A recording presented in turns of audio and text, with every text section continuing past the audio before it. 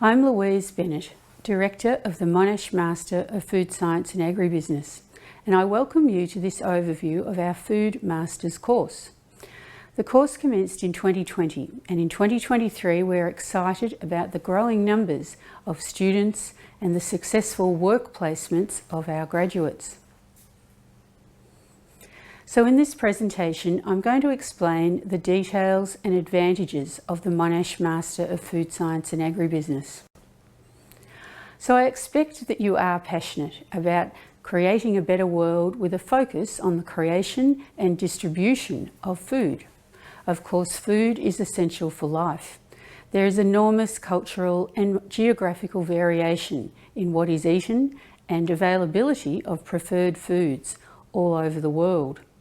However, in the food space, we're increasingly forced to reflect on our current practices, their sustainability, and to embrace new technology to benefit consumers and the planet alike. Let's just say there's never been a higher need for graduates skilled in the science and business of food.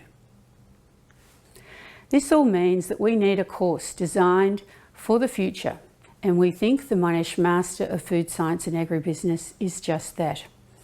We have a postgraduate course designed to position students for employment across all the stakeholder organisations in the food value chain, and this reflects the complexity of that value chain and all the stakeholders and the relationships and the important activities going on in the space.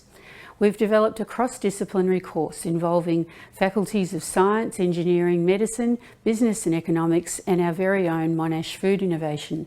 We have a forward-thinking course that recognises the urgency to secure the human food supply and to address that if we don't do that, the risks for impacting human welfare and even geopolitical stability.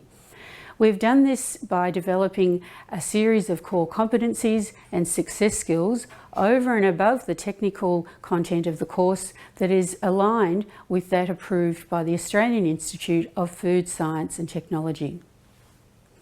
So how is our course different? The Monash Master of Food Science and Agribusiness focuses on the post-farm gate to consumer spaces. So we do study food science, the chemistry and the biology and nutrition, and we study the business aspects of food, the supply chain, trade and marketing. So we don't focus on agricultural production. But the important thing is that our course includes science and agribusiness content, and this is distinct from all the other Food Masters courses in Australia and even in the world to some extent. We have electives that are built on the active researchers and experts in Monash and on their cutting-edge research work that is obtained across 4 faculties. So here I've got a summary of the entry requirements. For those of you who have a bachelor's degree or equivalent in science, engineering, dietetics or health, and you can see you need at least a 60% credit average, you can complete the Food Masters course in 2 years, full-time or 4 years part-time. However, if you have a bachelor degree with some food science or food engineering in that degree, you can get some credits and you will be able to complete your course in 1.5 years. Now this depends on approval of the credits that you seek. However, if you have actually a bachelor's honours degree in the food or science or engineering space and you have completed a research project in the food space that we recognise, you may be able to complete your course in 1 year. So here's a little bit about the structure of the course. We have 2 intakes in March and July. Now you can see here that in year 1, in parts A and B, we cover the core food science and food agribusiness units. In the second year, in part C, students choose electives of 4 units that are either science or agribusiness, depending on your preference. And then finally, in part D, the advanced practice unit is a 1 semester long unit, an internship or a research project that's worth a full 24 points. Now you can see that if you come in semester 1, you progress through the course from A, B, C and D parts in sequence. However, if you come in semester 2, it's a slight difference. There's no disadvantage, but it means you start with part B and progress to part A, then part D and finally to part C. So a little bit more information about the content of our core units in Year 1. In Part A, which is focused on food science and the core foundation studies of food science, we cover food chemistry, we cover food engineering, microbiology, and then a food science practical unit that gathers practical activities from all of those 3 disciplines. In Part B, in second semester, we move on to food nutrition and health. We have 2 units in agribusiness and marketing, and then finally a unit in the future of the food supply. So this is a little bit about food production, but with an eye on the technologies, the new technologies that are used in food production.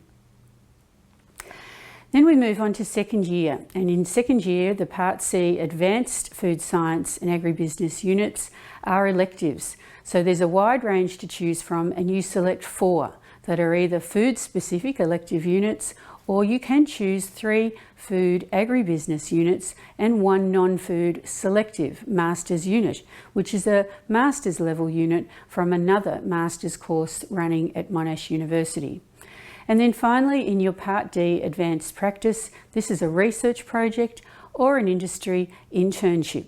So this is your choice, and students tend to choose one or the other as related to their career aspirations or the option for further study. So here's some testimonials from recent graduates in relation to our Part D internships. So you can see here Ashwini, she was hosted by GrainCorp, worked on an innovation and research project, and was very excited to apply her knowledge, learn from her course and have a great experience. She says she enjoyed studying at Monash so much that she would like to come back and study another course. From Archie, who was already a professional in the food industry, he was placed with CSIRO, and the work he did in his internship enabled him to take that work back to his role in the Indonesian Food Innovation Centre. And Archie reports that he was grateful for the time and opportunity to research this topic, and he very much enjoyed and gained great knowledge. From Sumaya, who also has now been placed in a job in the food industry, she worked with a small R&D company developing a plant-based milk product from oats. And again, Sumaya reports a great insight into the food industry and an experience that helped her to launch a career in the industry, and I can report she is now working in the industry. So where will this Masters take me? You can see with this very complex diagram of the global food system, it is a highly networked, interactive and integrated system. So this means there are many, many job opportunities. You can work either directly in the food industry, you can work in an allied part of the regulatory framework around food with the government or other agency. You can be a researcher, you can stay in academia, and you may even want to develop your own food product and take it to market.